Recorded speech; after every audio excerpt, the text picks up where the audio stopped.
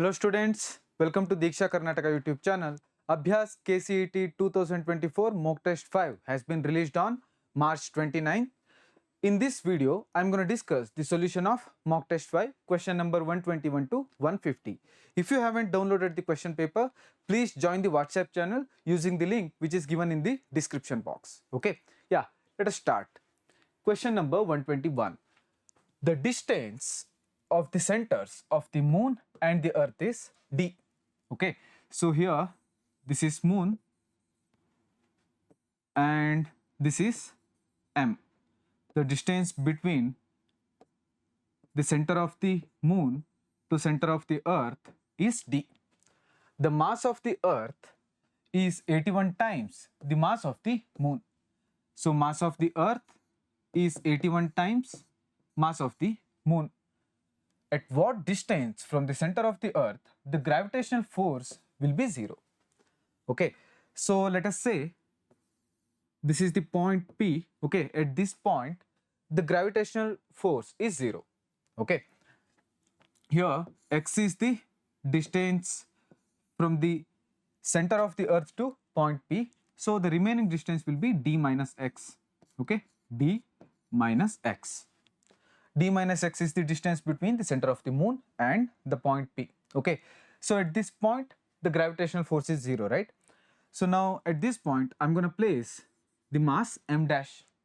Okay, so here at this point the gravitational force is 0, that is the force acting on m dash due to moon. Force acting on m dash due to moon is gm m dash divided by d minus x whole square, right? The gravitational force gm m dash divided by d minus x whole square, which is equal to force acting on m dash due to earth, right? G into capital M into m dash divided by x square. So why I am equating these two forces? Because here at this point the gravitational force is 0, right? So why?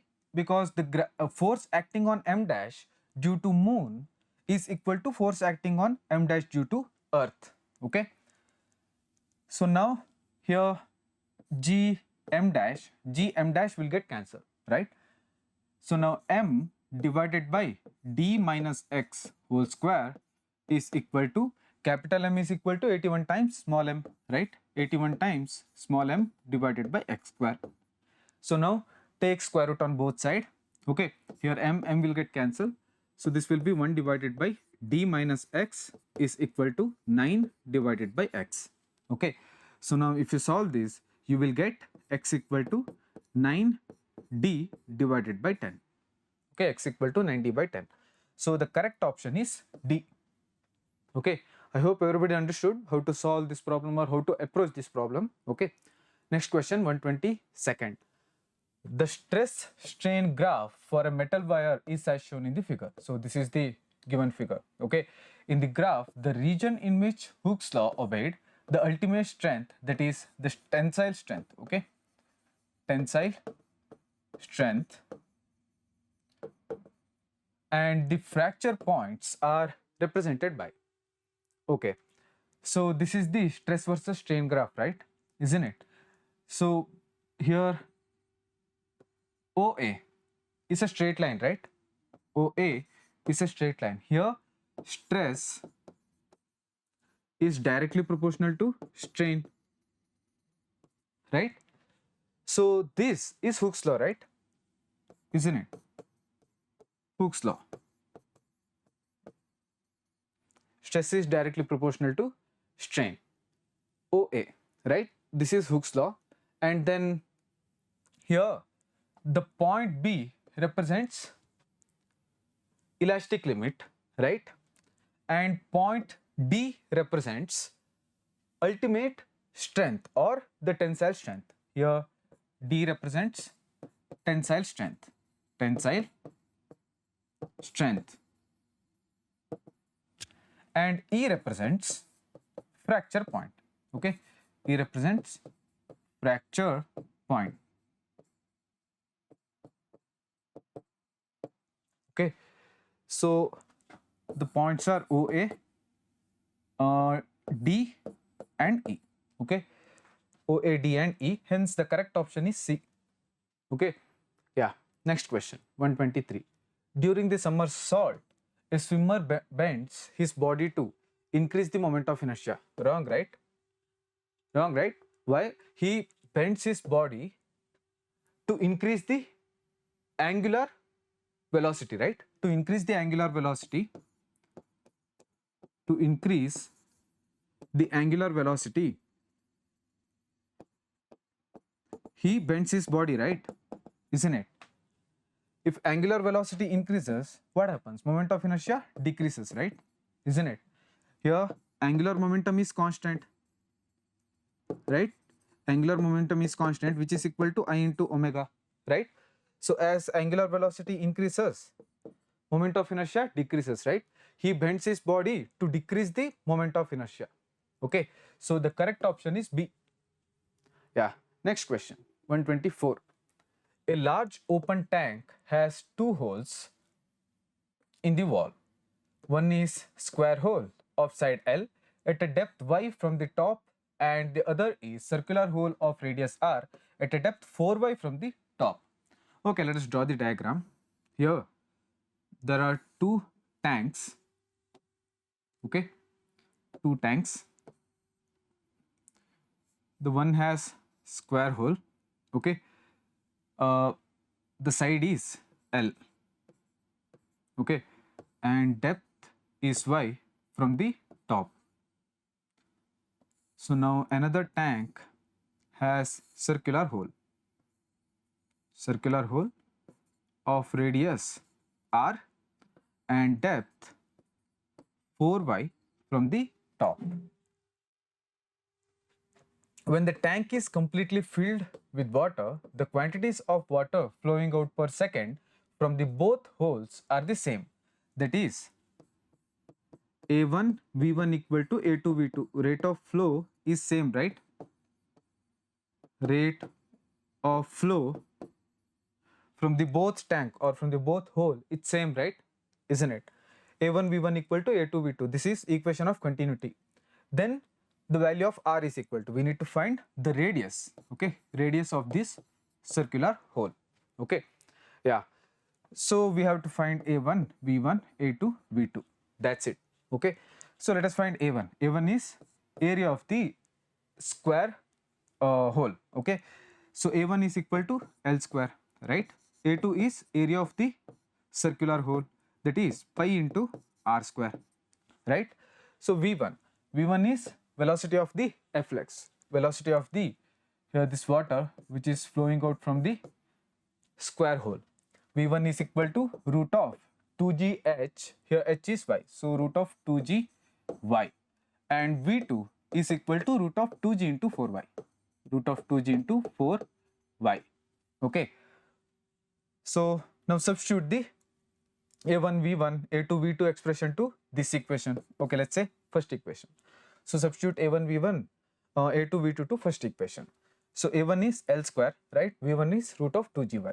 So root of 2gy into L square, which is equal to A2 V2, that is pi r square into root of 2g into 4y.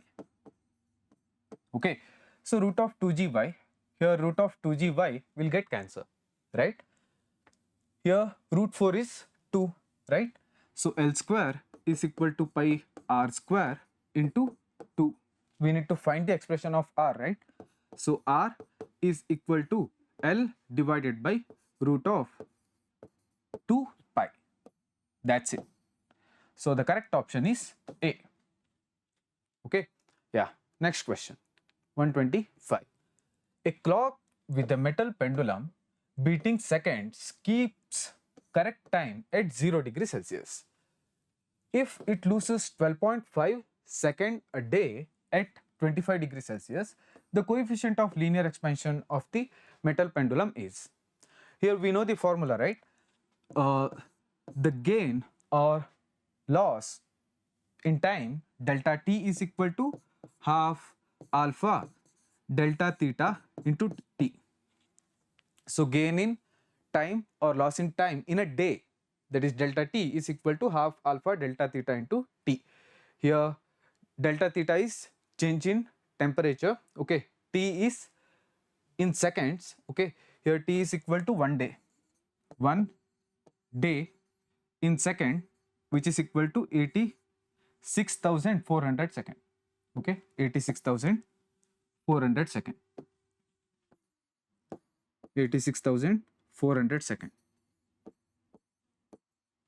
okay. So we need to find the value of alpha, right? So alpha is equal to delta t. Here delta t is 12.5 second, okay. So delta t into 2 divided by delta theta into t. T is 86,400, 86,400. So now the value of alpha is equal to 2 into delta t, that is 12.5, divided by delta theta. Delta theta is 25 degrees Celsius minus 0 degrees Celsius, that is 25 degrees Celsius, into 86,400. So now solve this, you will get alpha is equal to 1 divided by 86,400 per degree Celsius. So the correct option is A. Okay. Yeah. Next question. Question number 126. The pressure P, volume V and temperature T of a gas in jar A and the other gas in jar B is at pressure P, volume V by 4 and temperature 2T. Then the ratio of the number of molecules in jar A, that is Na, and jar B will be Nb. So we need to find the ratio of Na and Nb, right? The number of molecules in jar A and jar B. How to find this? Use ideal gas equation, right? So what is the ideal gas equation? PV equal to nRT, right? P is pressure, V is volume, N is number of moles, R is universal gas constant, T is temperature. Okay. So in jar A, pressure is P, volume is V, temperature is T, right? So P, V equal to Na R into T. Okay. In jar B, pressure is P, volume is V by 4 and temperature is 2T. So P into V by 4 equal to Nb into R into 2T. Okay. So this is the first equation and this is the second equation. Now divide first equation by second equation. So PV divided by P into V by 4 is equal to Na by Nb into R by R into T divided by 2T. Okay. So R will get cancelled, here TT will get cancelled, PV will get cancelled. So now the ratio Na and Nb, the ratio of Na and Nb is equal to here 8 divided by 1, that is 8 is to 1. Okay, Na is to Nb, which is equal to 8 is to 1. That's it. So the direct question, right? So option D is the correct answer. Next question. Question number 127. If delta U, delta W represent the increase in the internal energy and work done by the system respectively in a thermodynamical process, which of the following is true?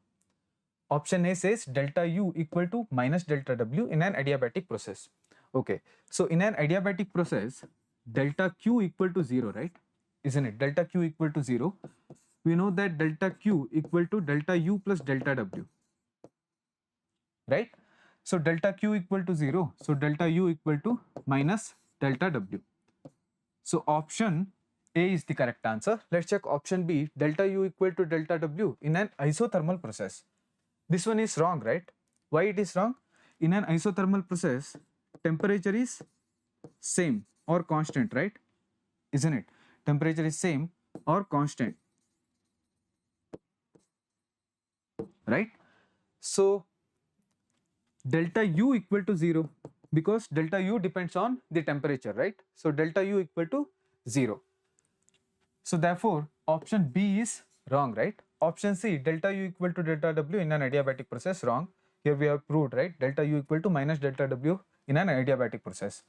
Option D, delta U equal to minus delta W in an isothermal process. Wrong. So the correct option is A. Okay. Next question. 128. A particle is executing simple harmonic motion with frequency f. The frequency at which its kinetic energy change into potential energy is. Okay. The frequency at which its kinetic energy, that is the particle's kinetic energy, okay, its kinetic energy change into potential energy is equal to 2 times frequency of the particle frequency of the particle performing simple harmonic motion, right? Frequency of the particle performing simple harmonic motion. That's it. So which is equal to 2 times f, right? F is the frequency of the particle performing simple harmonic motion, right? So the correct option is C. Okay, direct question. Next question. 129. The speed of longitudinal wave in a wire is 100 times the speed of the transverse wave. Your speed of the longitudinal wave is equal to 100 times speed of the transverse wave. If Young's modulus of the wire material is 1 into 10 to the power 11 Newton per meter square, this is the value of Y, then the stress in the wire is. Okay, so let us write the formula of velocity of the longitudinal wave in wire, okay, and velocity of the transverse wave in wire.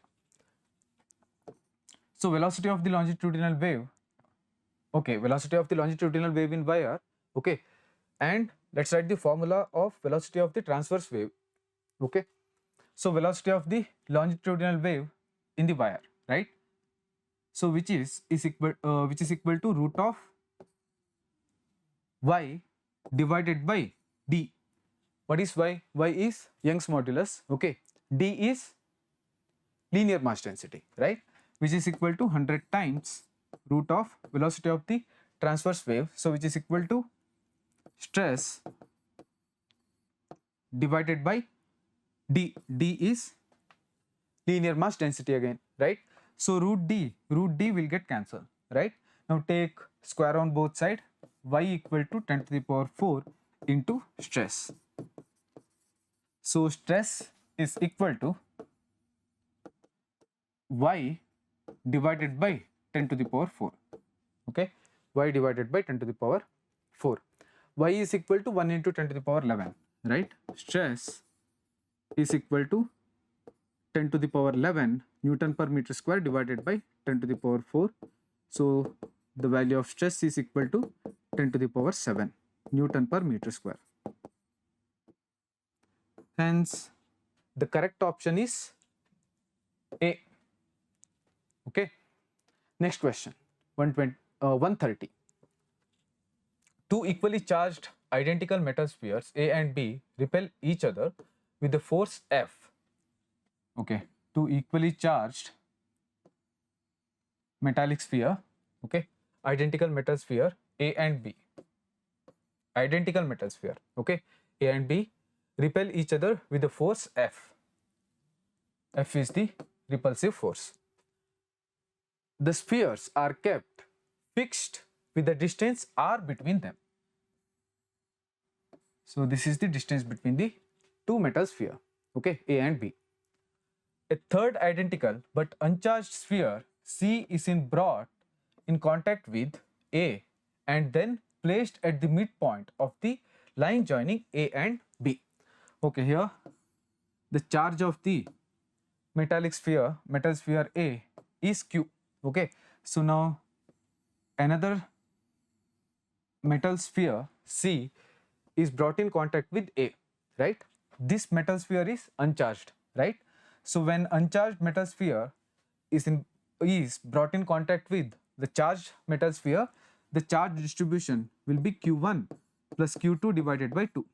Okay, Q1 plus Q2 by 2 will charge transfer through this metal sphere or this metal sphere. Okay, so Q1 is Q. Here this one is uncharged, right? If it is charged, then some of the charge will move here and some of the charge will move here. Okay, positive charge won't move, only electrons will move. Okay, so Q1 is Q, Q2 is 0 divided by 2, which is equal to Q by 2. Okay, so now charge of the metal sphere C is Q by 2. Okay, so now metal sphere C is placed between the A and B, right? So now distance from A to C is R by 2, distance from B to C is R by 2. Okay, the charge of the sphere B is Q. The magnitude of the net electric force on C is, so this is metal sphere C. So we need to find the magnitude of the net electric force on C, right? Now the charge on sphere A is Q by 2, right? Charge on sphere C is Q by 2, right? The force on C due to A is towards right, isn't it? So this is F1, and force on C due to B towards left, this is F2. Okay, so take right direction as positive, left direction as negative. Okay, so now the net electric force is equal to F1 minus F2. Okay, write it in vector form. Now net force is equal to F1 is K into Q by 2, K into Q by 2 into Q by 2 divided by R by 2 whole square, right? Minus F2. F2 is K into Q by 2 divided by R by 2 whole square, right? R by 2 whole square. So it is along x direction. So this is my x direction and y direction. Okay. So now net electric force is equal to K into Q square by 4 divided by R square by 4 minus K into Q square by 2 divided by R square by 4, right? So now the net electric force is equal to, here K into Q square by 2, K into Q square by R square is F, right? So F is the force of repulsive force between sphere A and B, that is K into Q square by R square. Okay, K into Q square by R square. So net electric force is equal to, here 1 by 4 will get cancelled, here 1 by 2 by 1 by 4 is 1 by 2. Okay, here 1 by 2 by 1 by 4 is 1 by 1 by 2. So now here this will be K Q square divided by R square minus here 2 into minus 2 into K Q square divided by R square, right? So it is along horizontal direction, right? So now the net force in magnitude is equal to KQ square divided by R square. But the direction of the net force is towards left or negative x direction. Okay, so F net is equal to F. So the correct option is A. Okay, F net is equal to F. So the correct option is A. I hope everybody understood. Okay, next question 131. If the electric flux entering and leaving an enclosed surface respectively phi1 and phi2, then the electric charge inside the surface will be. Okay, so here we know that the change in electric flux is equal to net charge enclosed by the closed surface, okay, enclosed by the surface, net charge enclosed by the surface divided by epsilon naught. Okay, so net phi is equal to phi2 minus phi1 or phi out minus phi in, right, which is equal to net charge enclosed by the surface divided by epsilon naught. So Q net is equal to phi2 minus phi1 into epsilon naught. That's it. So the correct option is B. Okay. Next question, 132. The electrostatic force between the metal plates of an isolated parallel plate capacitor C having a charge Q and area A is. Okay, the force between the two metallic plates is Q square divided by 2A epsilon naught. Okay, so this is the formula. So how we got this formula? Here, the electric field between these two plates having charge Q and minus Q is Q divided by 2A epsilon naught. Then the force will be here electric field into charge Q. So Q square divided by 2A epsilon naught. Okay. So option A says independent of the distance between the plates. Correct, right? So D is the distance between the plates. So this force is independent of the distance between the plates. Option A is the correct answer. Option B says linearly proportional to the distance between the plates. Wrong. Option C says inversely proportional to the distance between the plates. Wrong. Option D says proportional to the square of the distance between these plates. Again, option D is also wrong. The correct option is A. Okay. Question number 133. Electric lines of force about the negative point charge are. Here, this is the negative point charge. Okay. Electric lines of force about the negative point charge are radial and inward. Okay. Radial and inward. Radial and inward. Okay. Option A says circular and anti-clockwise. Circular anti-clockwise, wrong. Option B says circular clockwise, wrong. Option C says radial inward, correct. Option D says radial outward. This is for positive charge. Okay. This is for positive charge. So option A is the, option C is the correct answer. Okay. Option C is the correct answer. Question number 134. Equal charges are given to two spheres of different radii. The potential will be. Okay. So this is one sphere. Okay. Radius is R1 and another sphere radius R2. Two different radii. So let's say R2 is greater than R1. Okay. So we know the potential formula, right? V equal to K into Q divided by R, right? So the potential is inversely proportional to R, right? Potential is inversely proportional to R. So as the value of R increases, potential will be decreases. Okay.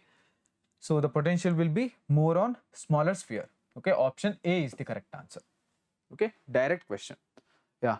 Question number 135. 2 points P and Q are maintained at the potentials of 10 volt and minus 4 volt respectively. The work done in moving 100 electrons from P to Q is. Okay. Here 2 points P and Q. At Q, the potential is minus 4 volt. At P, the potential is 10 volt, right? Isn't it?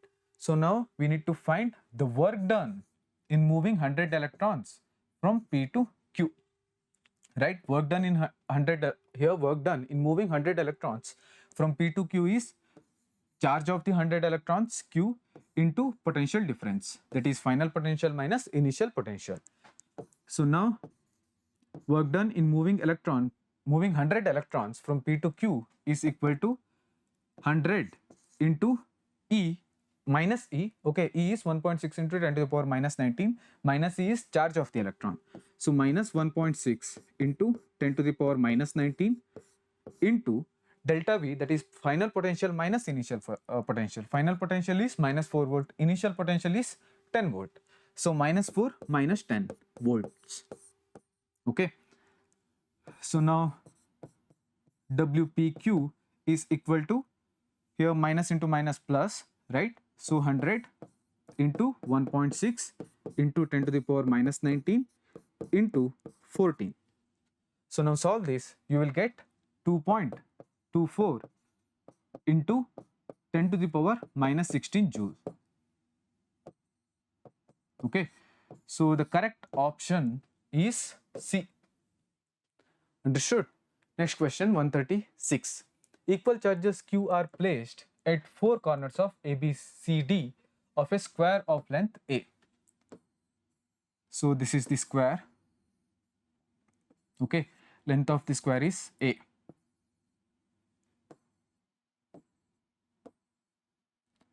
So charge Q, Q, Q and Q.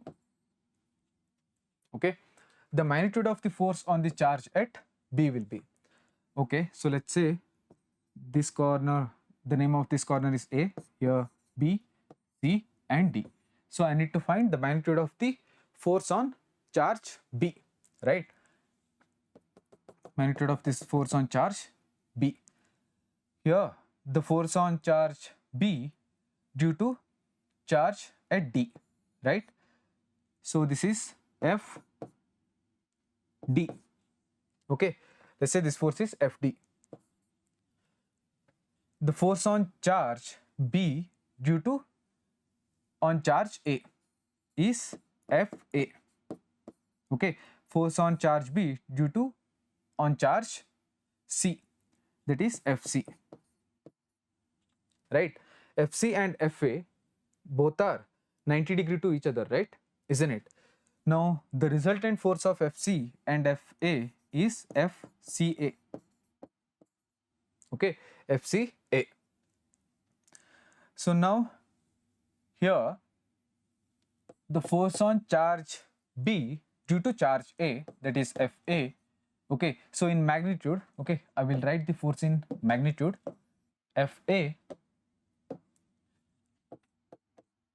is equal to K into Q square divided by A square, right?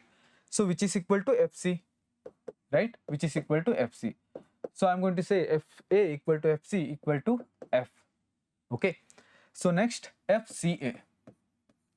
FCA is equal to, apply triangle of vector addition, right? Sorry, not triangle of vector addition, parallelogram of vector addition. Okay, so here FCA is equal to root of FC square plus FA square, okay, which is equal to root 2 times F, right? Root 2 times F. So now I will write the force equation, the electrostatic force on B due to charge on D. So FD is equal to K into Q square divided by, what is the distance between B and D? So it's diagonal, root 2 times A, right? Root 2A whole square is 2 into A square, right? So now the net force on charge B is equal to FCA plus FD, right? So now F net is equal to FCA. FCA is root 2 times K Q square divided by A square, right? Plus FD. FD is K Q square divided by 2A square, right? So net force is equal to 1 plus 2 into root 2 times divided by 2, okay, 1 plus 2 into root 2 divided by 2 into KQ square divided by A square. That's it. So the correct option is C. Okay, K is 1 by 4 pi epsilon naught, right? Next question, 137. Which of the following graphs shows the variation of electric field E due to a hollow spherical conductor of radius r as a function of distance from the center of the spherical conductor? Okay, so this is the hollow spherical shell. Okay, this is the center of the hollow spherical shell and radius is r. Okay, so the first one, what is the electric field at point P? The point P lies outside the spherical shell. Okay, so that is r is greater than radius r, which, so the electric field is equal to K into Q divided by r square, right? K into Q divided by r square. Q is the charge on this spherical shell. Then electric field on the surface of the spherical shell, which is equal to K into Q divided by capital R square, right? And then electric field inside the spherical shell, right? Electric field inside the spherical shell, which is equal to 0. Why? Because there is no charge inside the spherical shell, right? So now the graph would be, E versus R graph would be like this, okay. Okay, this is here, from here to here the electric field is 0. So on the surface electric field is kq divided by r square, then electric field decreases. Here electric field is inversely proportional to r square. So the correct option is A. Okay. Yeah. Next question, 138. Two wires have lengths, diameters and specific resistances all in the ratio of 1:2. The resistance of the first wire is 10 ohm. Okay, resistance of the first wire is 10 ohm. Resistance of the second wire in ohm will be. Okay, we know that resistance R is equal to rho into L divided by A, right? A is pi into R square. Here I am going to write R in terms of D, that is diameter. So R equal to D by 2. So this will be D by 2 whole square. Okay, D by 2 whole square. So now R is equal to rho into L divided by pi into D square divided by 4. Okay. Here they have given two wires have lengths, diameters and specific resistance all in the ratio of 1:2. That is rho 1 divided by rho 2, L1 divided by L2, D1 divided by D2 is equal to 1 by 2. Okay. So now we need to find the resistance of the second wire. The resistance of the first wire is given, that is 10 ohm. So R1 is equal to 10 ohm. Okay, R1 is equal to 10 ohm. We need to find R2. Right? So now R2 divided by R1 is equal to rho 2 into L2 divided by pi into D2 square divided by 4 whole divided by rho 1 into L1 divided by pi into D1 square divided by 4. Okay, so pi by 4 will get cancelled. So now R2 divided by 10, R1 is 10 ohm, right? R2 divided by 10 is equal to rho 2 divided by rho 1 into L2 divided by L1 into D1 square divided by D2 square. Okay, D1 square divided by D2 square. So now R2 equal to 10 into rho 2 by rho 1, that is 2. L2 by L1 is 2, right? And D1 square by D2 square is 1 by 2 whole square, right? That is 1 by 4. So 4 and 4 will get cancelled. R2 is equal to 10 ohm. 10 ohm. Okay. So option B is the correct answer. 10 ohm. Yeah. Question number 139. A primary cell has an EMF of 1.5 volt.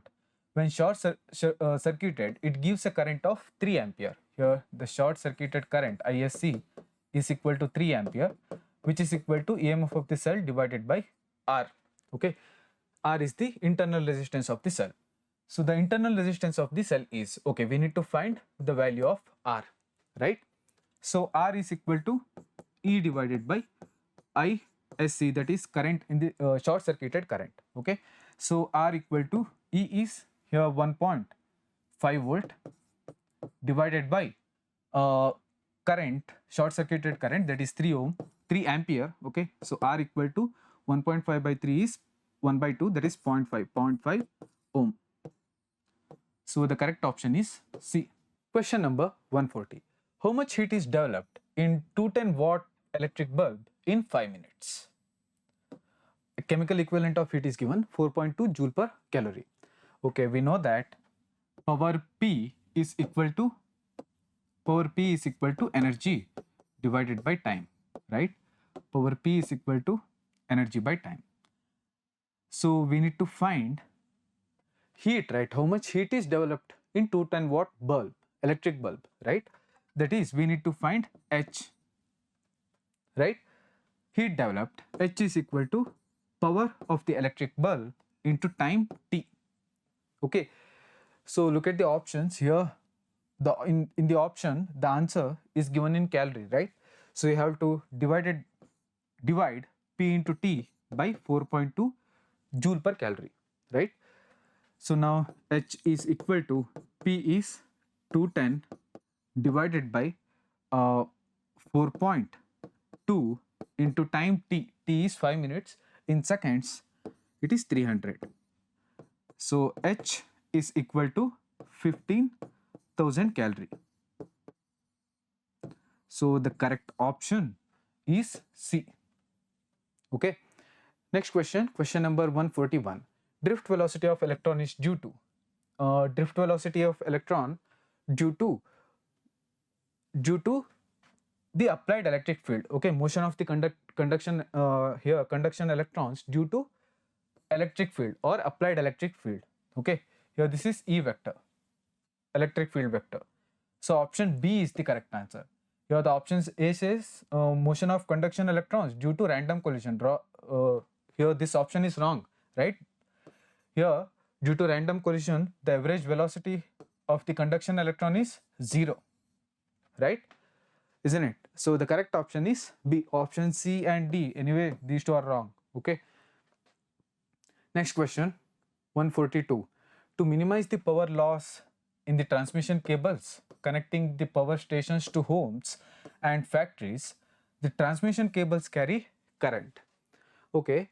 So here power loss or power dissipated is inversely proportional to square of the voltage at which current is passing through the transmission cable, right? To minimize the power loss, here to minimize the power loss,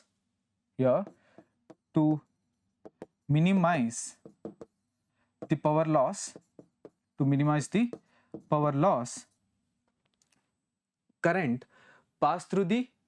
current is passing through the cable at very high voltage. Okay, at very high voltage. To minimize the power loss, current is passing through the cable at very high voltage. So option B is the correct answer. Okay. Next question, 143. The current through a bulb is increased by 1%, assuming that the resistance of the filament remains unchanged, that is R is equal to constant. Okay, or remains unchanged, of the bulb will be. So here we need to find what we need to find. The current through the bulb is increased by 1%, right? Resistance of the filament remains unchanged. So the power of the bulb will be. So we need to find the power of the bulb will be, how much it increased or decreased. Okay. So we know that power P is equal to I square into R. As the value of current increases, power will also be increases, right? So definitely power of the bulb will be increases. Let's see how much percentage it will increase. Okay. So now error in the bulb delta P by P into 100% is equal to 2 into current in error in the current. So 2 into delta I divided by I into 100%. Okay. Anyway, R is constant, right? So now the power of the bulb is equal to 2 into delta I by I into 100% is 1%, right? So 2 into 1%, so which is equal to 2% only. So the power of the bulb increased by 2%. So the correct option is C. Okay. Next question, 144. The long parallel wires P and Q are held perpendicular to the plane of the paper at a separation 5 meter. Long wire, okay, parallel wires P and Q are held perpendicular to the plane of the paper at a separation 5 meter. If P and Q carry currents of 2.5 ampere and 5 ampere respectively in the same direction. Okay, so this is the direction of the current in the wire P. The current is 2.5 ampere and the same direction, right? The current in the wire is 5 ampere. Then the magnetic field at point midway between P and Q. So this is the midway between point P and Q, 2.5 meter from wire P and 2.5 meter from wire Q. Okay, so we need to find the magnetic field at point midway between P and Q. Okay, so now apply right hand thumb rule. Okay, so magnetic field at point A, okay, let's say this point is A. The magnetic field at point A due to current in the wire point P is in into the plane, right? The direction of the magnetic field at point A due to current in the wire is into the plane, right? Apply right hand thumb rule. Okay, tip of the fingers represents the direction of the magnetic field at a particular point, right? Thumb represents the direction of the current, right? It is into the plane. So the magnetic field due to current in the wire P is into the plane. Here the magnetic field due to the wire, the straight long wire is equal to mu naught I1 or IP divided by 2 pi into R. Okay, R is equal to 2.5 meter. 2.5 meter. So then BQ is equal to mu naught into IQ divided by 2 pi R. Okay, now the net magnetic field at point A is B, which is equal to here BP plus BQ, right? So now what is the direction of the magnetic field at point A due to current in the wire Q? So it is outward from the plane, right? Take outward from the plane as positive direction, into the plane as negative direction. Okay, so now B is equal to, here this one is into the plane, right? So this one is outward from the plane. So now B is equal to, here BQ is mu naught IQ, that is 5 ampere divided by 2 pi into R. R is 5 by 2. Okay, 5 by 2 meter, plus BQ, sorry, BP. BP is into the plane, right? So it will be negative. So here this is negative. So minus mu naught into I is 5 by 2 divided by pi into, so 2 pi into R. R is 5 by 2. Okay, so 5 by 2 will get cancelled. Here 2 will get cancelled, 5 will get cancelled.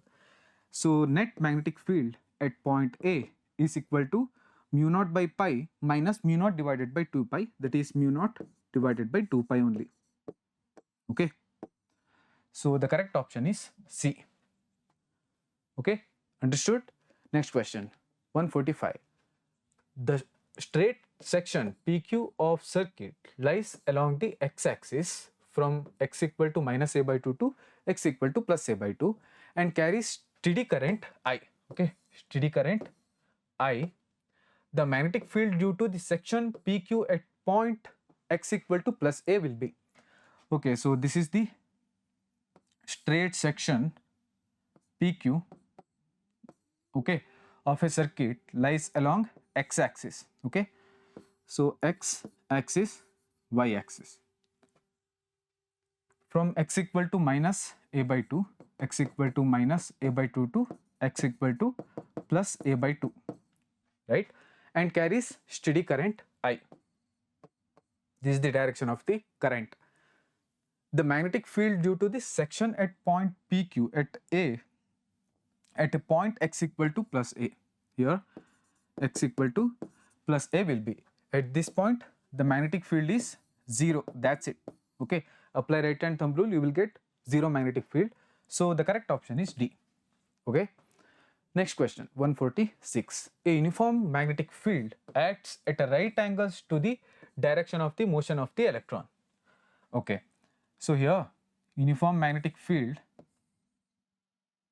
is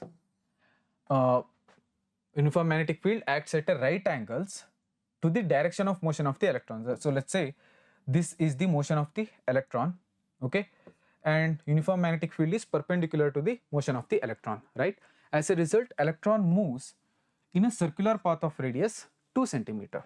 Okay, here electron moves circular path of radius 2 centimeter. Here r equal to 2 centimeter.